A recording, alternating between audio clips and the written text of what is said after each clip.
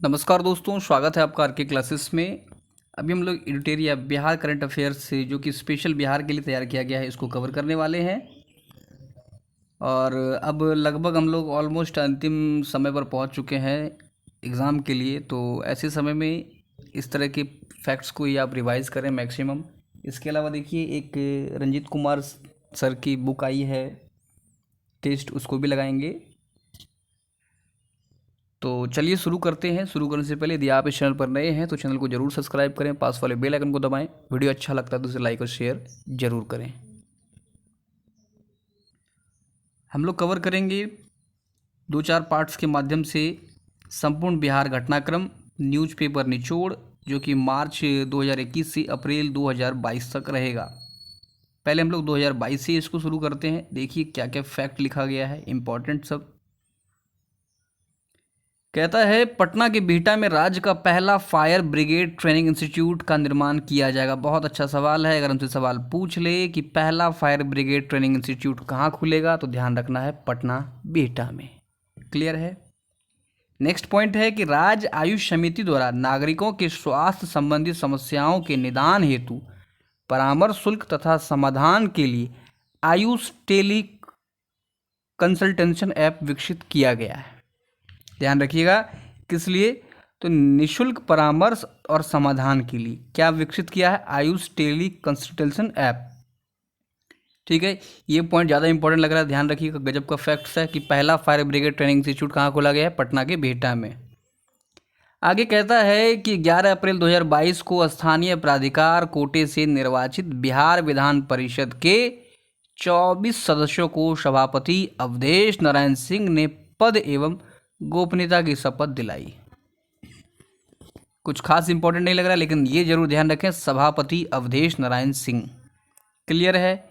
अगला फैक्ट देखिए क्या कहता है कि 2 अप्रैल 2022 को प्रधानमंत्री नरेंद्र मोदी और नेपाल के प्रधानमंत्री शेर बहादुर देउबा ने बिहार के जयनगर मधुबनी से नेपाल के कुर्था के बीच चलने वाली डेमू ट्रेन को हरी झंडी दिखाई। तो इस चीज़ को जरूर हमें ध्यान में रखना है कि ये जो ट्रेन चलेगा जयनगर मधुबनी से नेपाल के कुर्था के बीच, इंपॉर्टेंट है, ध्यान रखना है।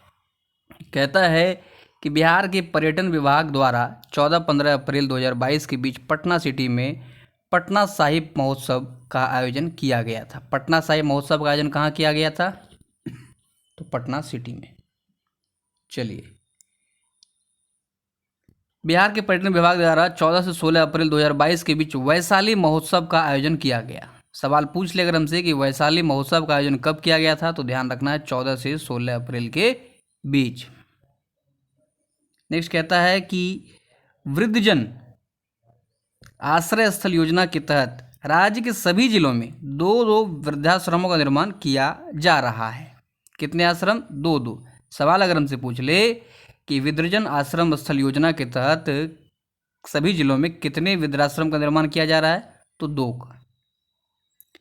भागलपुर में भारतीय नववर्ष आयोजित समिति की ओर से लाला लाजपत राय पार्क में 5,08,000 दियों से भगवान श्री राम की आकृति रच विश्व रिकॉर्ड बनाया गया है। ध्यान रखिएगा, कहाँ पर बनाया गया है? लाला लाजपत पार्क में, भागलपुर में। नेक्स्ट फैक्ट है कि राज्य स्वास्थ्य समिति की ओर से जारी घोषणा के अनुसार बिहार के 4 जिलों मुजफ्फरपुर, शिवहर, बेगूसराय, शेखपुरा को धूम्रपान मुक्त घोषित किया गया है। क्लियर है। निम्न में से किन जिलों को धूम्रपान जो है मुक्त घोषित किया गया है? मुजफ्फरपुर, शिवहर, बेगूसराय, शेखपुरा। आगे कहता है थावे महोत्सव बहुत इंपॉर्टेंट है, कहाँ आयोजित किया गया? गोपालगंज में। इस तरह के प्रश्न जो है कन्फ्यूजन में डाल देते हैं, और इस तरह के ही प्रश्न जो थोड़े से हटकर हमें लगते हैं वो ही पूछे जा रहे हैं आजकल। ट्रेंड बदल चुका है, लूसेंट से हमें ऊपर उठना है। थावे महोत्सव गोपालगंज। क्लियर है। बाबा केवल धाम राजकीय मेला कहाँ आयोजित किया गया? बाबा केवल धाम राजकीय मेला समस्तीपुर में आयोजित किया गया है। अच्छा, सवाल आ गया है कि राष्ट्रीय स्तर पर महिला अपराध में बिहार का स्थान कौन सा है? 30वां है, ध्यान रखना है, पूछा जा सकता है।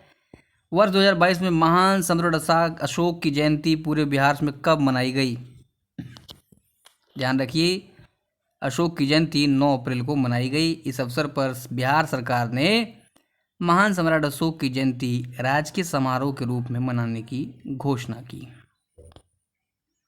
आगे कहता है कि 4 अप्रैल 2022 को बिहार मंत्रिपरिषद की बैठक में बिहार मद निषेध और उत्पाद संशोधन नियमावली 2022 को अधिसूचित किया गया है। यह नियमावली किसको संशोधित करके लाई गई है?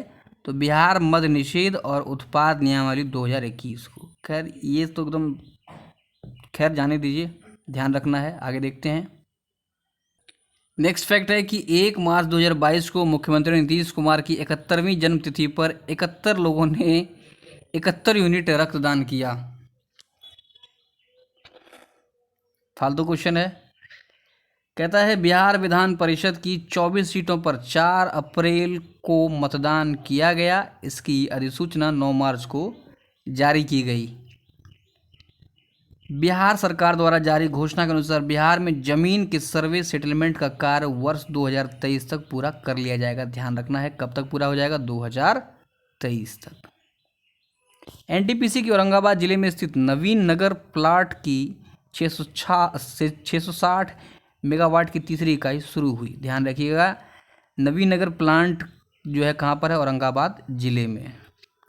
कहता है अंतर्राष्ट्रीय महिला दिवस 8 मार्च के अवसर पर बिहार विधानसभा की कार्यवाही के संचालन की जिम्मेदारी बाराचट्टी से हम पार्टी के विधायक ज्योति देवी को दी गई थी। क्लियर है। नेक्स्ट कहता है कि अंतर्राष्ट्रीय महिला दिवस के अवसर पर राष्ट्रपति रामनाथ कोविंद ने 29 महिलाओं को नारी शक्ति पुरस्कार से सम्मानित किया, जिसमें सिक्की कला के लिए प्रसिद्ध शिल्पी मधुबनी की मीरा ठाकुर एवं भोजपुर जिले की उद्यमी अनीता गुप्ता भी शामिल है। ध्यान रखना है, कितने महिलाओं को नारी शक्ति पुरस्कार से सम्मानित किया गया है? 29। कहता है कि राजेंद्र प्रसाद केंद्रीय कृषि विश्वविद्यालय पूसा समस्तीपुर परिसर में 3 दिवसीय किसान मेला का आयोजन किया गया। किसान मेला का आयोजन कहाँ हुआ? पूसा समस्तीपुर। नेक्स्ट फैक्ट है कि बिहार के 5 शहर पटना, मुजफ्फरपुर, भागलपुर, दरभंगा एवं गया में रिंग रोड का निर्माण किया जाएगा।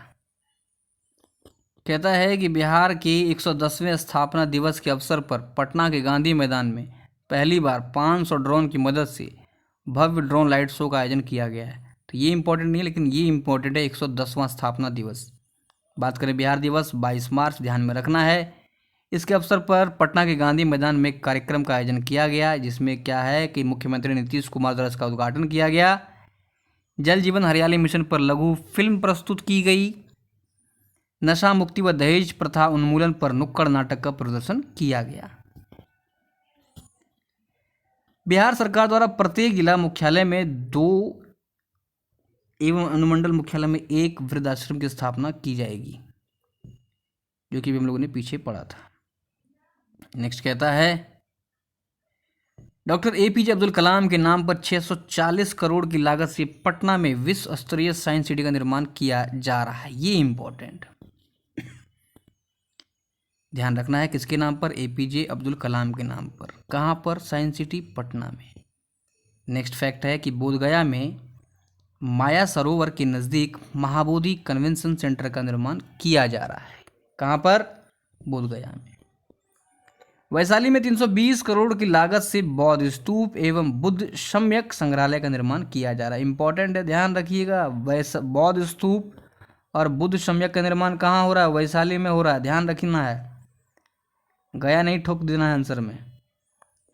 पाटलिपुत्र खेल परिसर में राष्ट्रीय जूनियर कुश्ती चैंपियनशिप का आयोजन किया गया, जिसमें 1000 जूनियर पहलवानों ने भाग लिया था। राष्ट्रीय जूनियर कुश्ती चैंपियनशिप का आयोजन कहाँ किया गया भैया? पाटलिपुत्र खेल परिसर में।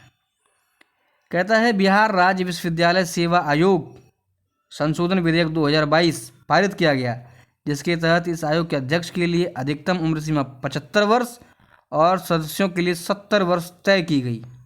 यही सब देखिए फालतू काम है, ये सब है ना।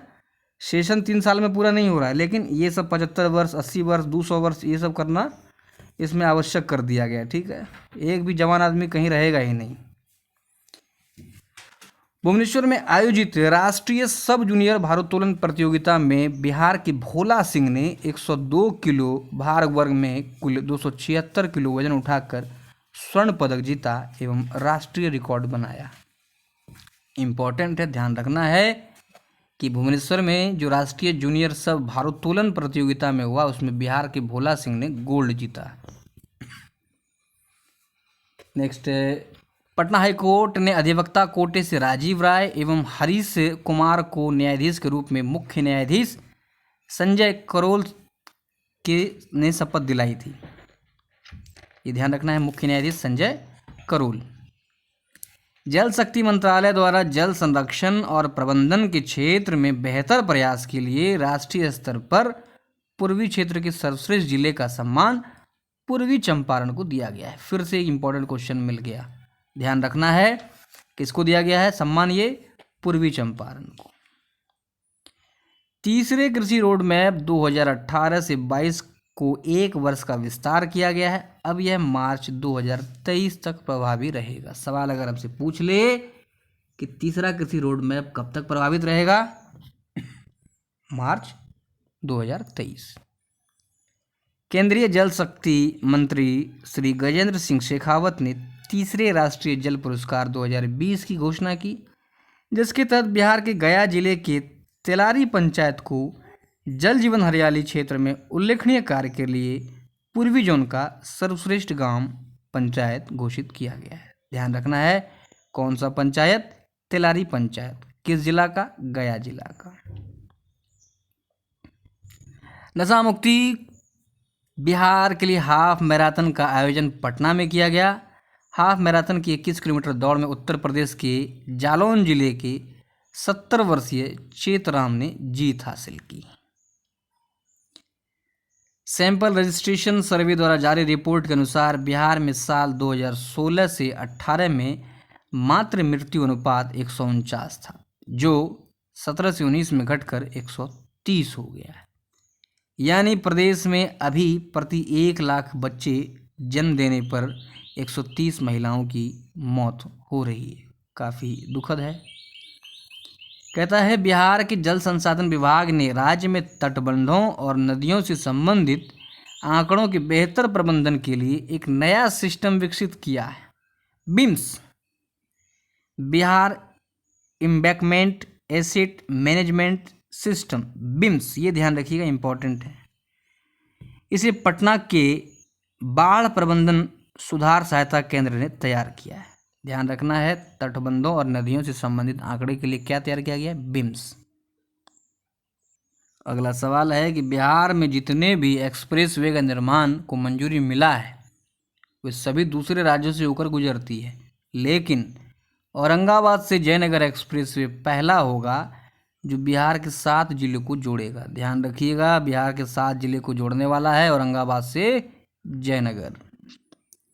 -19 डिग्री तापमान में भी काम करने वाली बैटरी मैनेजमेंट सिस्टम और लिथियम बैटरी चालित सूटकेस इन्वर्टर IIT पटना द्वारा विकसित किया गया है, जो प्रदेश में अपनी तरह का पहला इन्वर्टर है। इसका वजन केवल 6 से 15 किलोग्राम होगा।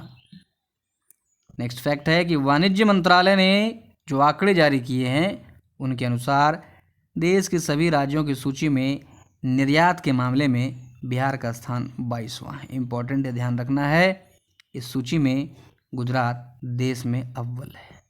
क्लियर है, बहुत इंपॉर्टेंट सवाल है। वाणिज्य मंत्रालय से जारी सूची के अनुसार बीते साल अप्रैल माह से इस साल के जनवरी तक बेगूसराय ने कुल 6821 करोड़ 6821 करोड़ का निर्यात किया है, जो राज्य में अव्वल प्रदर्शन है। नेक्स्ट पॉइंट काफ़ी इंपॉर्टेंट है। भारतवंशी डॉक्टर आशीष झा को अमेरिका में राष्ट्रपति ने अपना नया कोविड रिस्पांस कोऑर्डिनेटर यानी कोविड-19 प्रतिक्रिया समन्वयक घोषित किया है। ध्यान रखिएगा, बहुत इंपॉर्टेंट सवाल है कि अमेरिकी राष्ट्रपति ने किस भारतीय को या किस बिहारी को कोविड-19 प्रतिक्रिया समन्वयक घोषित किया है, तो ध्यान रखना है doctor Ashish Jha. Geological survey of India GSI ने भागलपुर के कहल गांव के माधोरामपुर मौजा स्थित करीब 261 एकड़ जमीन के नीचे कोयले का विशाल भंडार पाया है। बहुत खुशी की बात है, ध्यान रखना है कहाँ पर, भागलपुर के कहलगांव माधोरामपुर मौजा स्थित। राष्ट्रीय प्रतिदर्श सर्वेक्षण एनएसएस द्वारा जारी रिपोर्ट के अनुसार बिहार में 59.9% पुरुष श्रमिक स्वनियोजित हैं।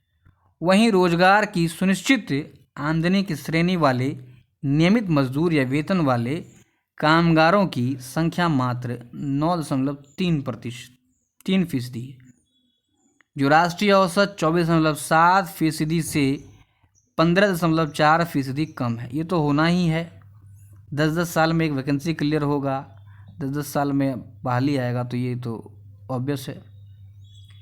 कहता है कि राष्ट्रीय अपराध अभिलेख ब्यूरो की 2020 की रिपोर्ट के अनुसार संज्ञेय अपराध में बिहार देश में 25वें स्थान पर है, आबादी के मामले में तीसरा और क्षेत्रफल के मामले में 12वें स्थान पर। नेक्स्ट कहता है राज्य सरकार की सहमति के बाद कजरा लखीसराय में 200 मेगावाट जबकि पीरपैती भागलपुर में 250 मेगावाट सौर पावर प्लांट लगाया जा रहा है और यह बिहार सरकार की ऊर्जा क्षेत्र में सबसे बड़ी परियोजना होगी।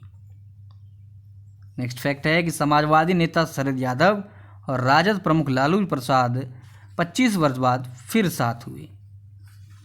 शरद यादव की पार्टी एलजेडी का लालू यादव की पार्टी राजद में विलय हो गया। ये सब फालतू क्वेश्चन है। तो अगला है फरवरी, जो कि अगले पार्ट में कवर करेंगे, नहीं तो वीडियो काफ़ी लंबा हो जाएगा और बेसी देर देखना तो खास करके स्टडी मटेरियल आदत है ही नहीं हम लोग को। तो चलिए मिलेंगे अगले लेक्चर में। धन्यवाद।